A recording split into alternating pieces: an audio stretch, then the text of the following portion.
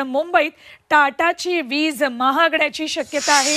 खास करून छोट्या घरगुती ग्राहकांना याचा मोठा फटका बसणार आहे। टाटा पॉवर कंपनीकडून नियामक आयोगाकडे दरवाढीचा प्रस्ताव देण्यात आलाय। 100 युनिट विजेसाठी लागणाऱ्या दरात तिप्पट वाढ होणार आहे। गेल्या काही वर्षात वीज वसुली कमी होत असल्याचं कारण देत वीज दरवाढीचा प्रस्ताव टाटा पॉवर कंपनीकडून देण्यात आलाय। तेव्हा हा प्रस्ताव मान्य झाल्यास छोट्या घरगुती ग्राहकांना मोठा फटका बसणार आहे। टाटांचे प्रस्तावित दर कसे असतील बघूया आपण ग्राफिक्सच्या माध्यमातून।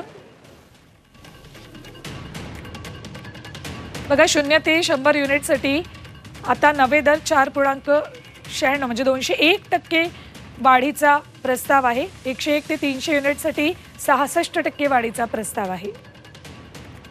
301 ते 500 युनिटसाठी 10% वाढीचा प्रस्ताव, तर 500 हून त्याच्या पुढच्या युनिटसाठी 5% दरवाढीचा प्रस्ताव आहे।